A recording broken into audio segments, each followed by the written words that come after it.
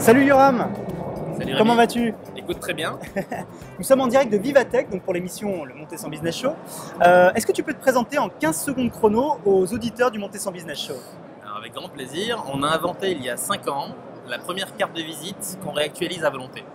D'accord. C'est-à-dire que j'envoie mes coordonnées où je te laisse scanner ma carte rigide parce qu'on pense que c'est assez élégant d'avoir une carte physique.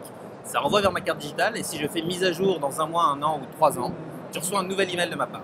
D'accord. Et l'idée, c'est que je ne prenne plus tes cartes de visite non plus, celles que je rencontre. Je les prends juste en photo et j'ai la date, l'heure et le lieu de la rencontre. Et éventuellement, je te mets dans un groupe de contacts pour que lorsque je ferai une mise à jour future, elle sera ciblée. C'est ça. Journaliste, client, Tout à fait. C'est vraiment un outil que moi j'utilise depuis plusieurs mois maintenant, que j'adore utiliser et c'est très drôle parce que moi, jusqu'à présent, peut-être que tu vas enfin me faire une surprise, mais je n'ai pas la carte physique.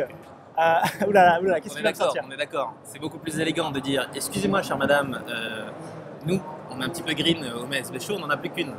Tenez, vous n'avez qu'à scanner. Et quand bien même la personne ne saurait pas scanner le code, eh bien c'est toi qui reprends la main en disant oh, vous embêtez pas, je vous l'envoie par email ou par SMS. Parce qu'en fait, le problème que j'avais jusqu'à présent, c'est que quand les gens me disaient est-ce que vous avez une carte de visite, je leur disais non. Par contre, j'en ai une numérique et je sortais mon téléphone portable pour leur envoyer un mail via l'application BuzzCard. Ça passait bien, mais les gens, c'était pas aussi élégant et trouvaient ça bizarre. Imagine que quelqu'un prenne la peine est en panique parce qu'il doit arriver à un événement, il a pas cette carte. Il retourne au bureau, ou pire, la veille, il s'en rend compte, il demande à son assistant d'en imprimer d'urgence. Donc l'idée, c'est de paraître élégant. D'accord, très bien. Et en la plus, carte à la française, élégant, la carte à la française, c'est tenez, nous sommes un peu green, on en a qu'une, tenez. Mais du coup, ça pourrait être une carte de membre. Exactement. Ça pourrait être les anciens. D'ailleurs, ça d'une ressemble école. à une carte de club. Ça pourrait être les anciens d'une école qui offre, ça pourrait être Super. une licence de handball ou de ski nautique qui dit bah, votre licence fait office d'outil de networking. Je vais envoyer sur le long terme vos coordonnées et je n'ai pas besoin, point très important, on n'est pas un réseau social. D'accord. Je n'ai pas besoin que tu connaisses BuzzCard pour t'envoyer ma BuzzCard. Exactement. Je t'envoie un mail avec en pièce jointe ma V-card. Exactement. La V-card, donc pour ceux qui ne connaissent pas la V-card, c'est un VCF, système très simple qui permet de récupérer les coordonnées d'une personne assez facilement. Quand tu renseignes un numéro de téléphone dans ton répertoire, c'est une V-card, même s'il n'y a qu'un numéro et un nom. Donc, on n'est pas un réseau, je me fous que l'autre connaisse BuzzCard, je lui envoie via BuzzCard un mail. D'accord, un mail traditionnel. Écrit en mandarin, en russe, en alsacien, ah oui, en on peut rigoler sur les... tu sais, on est dans le networking. Quand tu network, l'idée, c'est de marquer les esprits. Exactement. De ne pas vendre ta sauce. Et donc, du coup, pour marquer les esprits, le fait d'envoyer tes coordonnées, de faciliter la saisie à l'autre, et de temps en temps te rappeler à son bon souvenir parce que tu as fait des mises à jour, exactement, et lui écrire en serbo-croate ou en néerlandais quand tu le rencontres, c'est plutôt sympa. Ça fait le boulot. C'est plutôt sympa. Petite question rapide, pourquoi tu es dans cet événement incroyable qu'est le Vivatech ici à Paris? Tu penses bien qu'un événement aussi digital, aussi lié aux startups et aux grands groupes, puisque nous, on a l'ambition de devenir le standard des cartes de visite dans les grands groupes, on est obligé de venir ici. On a 50 rendez-vous avec des personnes qu'on a vues toute l'année. On se donne rendez-vous à Vivatech. C'est beaucoup de l'image pour les grands groupes, les startups. C'est beaucoup plus de l'image que du business. Ça va changer, je pense. Écoute, ça fait 5 ans qu'on est dans le business. Et avant, c'était une autre startup qui n'avait rien à voir avec le B2B. Là, effectivement, ça change. C'est de moins en moins de l'image et puis on est sur des choses qui sont de plus en plus efficaces. Ils comprennent aussi que soit ils vont être dans le jeu ou en dehors du jeu et ils risquent de se faire attaquer par des startups qui aujourd'hui paraissent toutes petites et ridicules, mais qui vont les atomiser dans les prochaines années, on ne sait pas. La chance que l'on a, c'est qu'il y a une vraie prise de conscience en dehors de la mode, une vraie prise de conscience que l'agilité, c'est la clé. Exactement. Mais c'est pas suffisant, c'est-à-dire que on on répond à des appels d'offres maintenant de personnes qui disent on aimerait passer aux cartes virtuelles, est-ce que vous souhaiteriez répondre? Vous plaisantez, il y a 3 ans on vous a vendu le concept, c'est nous qui l'avons inventé, et vous nous dites est-ce que vous souhaiteriez répondre? Bah oui, mais les équipes changent, ça bouge. Eh oui, bien sûr, non, mais tout à fait. Donc c'est un travail de longue haleine d'évangéliser. Je comprends. Qu'est-ce que tu penses de l'écosystème français? Je pense que l'image qu'il véhicule est fantastique, je pense que la réalité est tout autre. Ah, on va pas être d'accord. Explique-moi. Non, je pense que tout est positif. Je pense que les mentalités évoluent. Je pense qu'il est beaucoup plus trendy, beaucoup plus acceptable en société de dire que tu as lâché ta boîte pour en créer une. Ce qui est déjà une bonne chose, ce qui n'était pas le cas il y a Ce qui est énorme. Les gens culturellement, au niveau français, c'est très difficile déjà à passer. Après, il y a très peu d'élus. Il y a beaucoup de boîtes qui se lancent et c'est tant mieux. Probablement pas avec les basiques. Je comprends. Moi, je pense qu'il y a beaucoup de jeunes qui ne devraient pas lancer leur boîte trop tôt. Il faut te faire les dents, surtout si tu pars sur une équipe de 4-5 personnes avec 2-3 employés, 4-5 associés. Si tu ne t'es pas fait les dents avant, c'est que tu as eu beaucoup de chances de passer entre les mailles du filet. Si tu n'as pas bossé pour quelqu'un, c'est compliqué de faire bosser quelqu'un. À moins que tu sois un génie comme Zuckerberg. Après, tu as des exceptions. Bien sûr. Mais il Mais il est vrai que c'est l'exception, comme tu dis. Après, évidemment, tu vas pas dire je déconseille aux gens d'entreprendre. De se lancer, ce serait le dommage. plus tu te lances, le plus tu emmagasines d'expérience et le moins tu reproduis les mêmes conneries. Quoique. Ah, tu as des exemples là-dessus. Ouais, non, mais c'est intéressant. En tout cas, ce qui est sûr, c'est que ça bouge. Et quand tu as un Maurice Lévy qui, pour partir, crée Vivatech en 6 mois, ils ont fait un événement qu'en général on met 1 an et demi à préparer. Et c'est assez énorme, et effectivement, et leur ambition c'est de concurrencer le Web Summit qui se passe à Dublin et cette année à Lisbonne, et je pense qu'ils ont les capacités de faire un truc énorme. Quand tu t'appelles Maurice Lévy, que tu décroches ton téléphone, tu as les 5 plus gros partenaires du il y a Eric Schmidt qui se déplace quoi. Hein, non, mais ça sent bon. En tout cas, on a une chance incroyable en France, c'est d'avoir une créativité folle vu le nombre de startups. Et on est très bien formés en France. Dans les grandes écoles, on est très bien formés.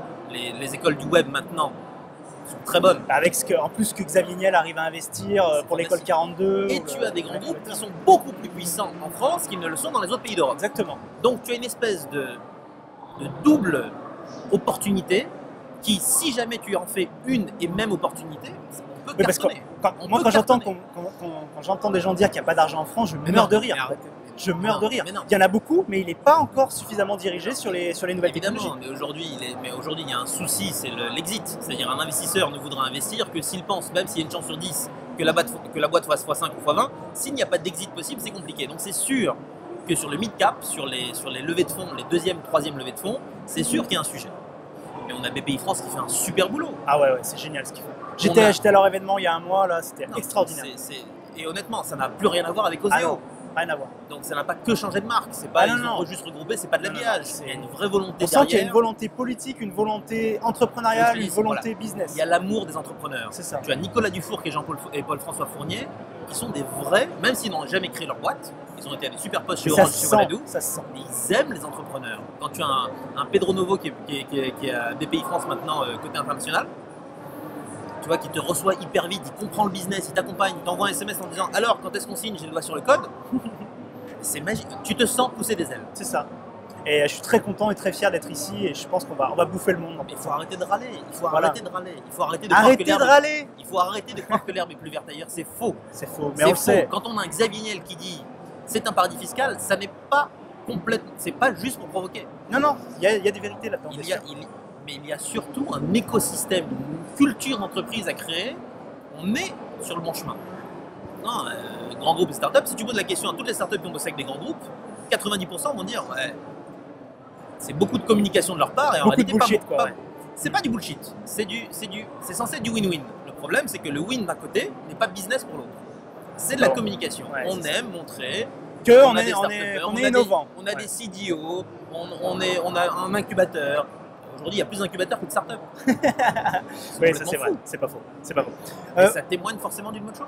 Super, merci pour toutes ces infos. Yoram, où est-ce qu'on peut retrouver Buzzcard?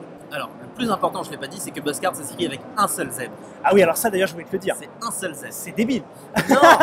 Alors, d'une part, Buzzcard avec 2 Z était pris. D'accord. Ok. Vieille excuse, mais on accepte. Ah bah non, c'est une marque qui existe dans une université américaine, dans un des États américains, qui est de la carte de paiement pour étudiants. Et Buzzcard, c'est la combinaison, en tout cas dans le monde anglo-saxon, le Commonwealth, quand ils disent une business card, ils disent Buzzcard. Donc le son c'est le même, oui. C'est sérieux? Parce que business, ça écrit BUS. Ah oui, je vois ce que tu veux dire. Tu as la contraction entre biz et buzz. C'est vrai. pour ça qu'il n'y a qu'un seul Z. En tout cas, c'est l'histoire qu'on raconte. Mais effectivement, si on avait eu les 2 Z, t'aurais pris les 2 Z. Non, on n'aurait pas pris les 2 Z. On aurait bloqué. On aurait dit tapez ce que vous voulez, c'est pas grave.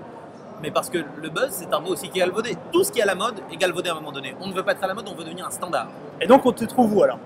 Sur le web. Alors sur le site buzzcard.fr. Et donc on télécharge. Alors c'est quoi Alors là on a une nouveauté en avant-première, je te le dis, on va l'annoncer demain ou après-demain. On a rendu vital nos cartes de visite. Ah oui, c'est cette partie-là. Là. La partie vitale, c'est-à-dire que c'est un code qui, s'il t'arrive un malheur, eh bien la personne qui va scanner tombera sur le premier niveau d'info, et si c'est un médecin qui soit dans l'équipe de pompiers ou aux urgences qui scanne, lui il verra le 2e niveau d'info. D'accord, ah oui. Donc là du coup, ça peut changer la vie des gens. Complètement. Et comme on vient de signer, parce que ça fait longtemps, tu imagines bien que tout ça prend beaucoup de temps, on vient de signer avec la Fédération des pompiers et le ministère de l'Intérieur qui gère les pompiers, qui sont fans du concept et qui veulent potentiellement faire un énorme pilote, si possible sur tout le ministère de l'Intérieur avec des gendarmes, des forces de police et des militaires qui sont pompiers, en disant bon, on va expérimenter et puis il n'y a pas de raison qu'on n'équipe pas nos propres agents Ouais, donc là, on passe vraiment complètement au-dessus de la simple business card. On est vraiment sur la carte de vie, quoi. Eh bien, le terme qu'on a utilisé, c'est la carte de visite ultime. Ultime. Oh. Donc tu l'as toujours sur toi, mais même pour un licencié dans une fédération. Tu arrives pour jouer ton match de foot, on veut être sûr que c'est toi, que c'est pas un copain qui joue mieux que toi, qui est pas dans la catégorie. Eh bien, tu montres ta carte. Au recto, il y a ton code avec le numéro de ta licence, et la personne scanne. Elle dit ok, c'est bien toi, parce que dans ce cas-là, la photo est inamovible. Donc je ne peux pas dire à quelqu'un tiens, vas-y, je vais à ma place, mais change la photo avant. C'est inamovible. Et au dos, ça pourrait te sauver la vie. Super. Bon bah écoute Yoram, merci à toi. Bon salon Vivatech. Bon networking, network classe. Hein. Ouais, et dernier point, juste un dernier point très rapide. Je sais que tu vas peut-être voir François Hollande aujourd'hui. Est-ce que tu peux lui toucher un centième de seconde sur le MSB Show? Tu penses bien que non. tu penses bien que je vais bafouiller, évidemment. Ce sera la 3e ou 4e fois qu'on lui remet une carte parce qu'elle a évolué depuis le temps. On lui a remis son jean. Le premier Connecting Jean qu'on avait sorti l'année dernière. Et là, il n'est pas impossible qu'avec Axel Lemaire, on lui remette ce qui est en train de faire des petits à l'intérieur des ministères, sa première carte de visite ultime, c'est-à-dire business, si un jour il n'est plus président, parce qu'il ne sera plus à vie, même s'il a encore 5 ans, et ah bon vital. Oui. Méfiez-vous. Il vient de nous annoncer quelque chose. Méfiez-vous. Méfiez-vous de l'eau qui dort. Méfiez-vous des gens qui sont plus malins qu'on ne le croit. Ok, d'accord. Merci Yoram et à très vite.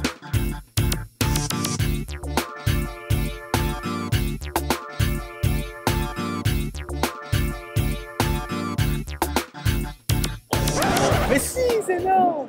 Ok. Ok.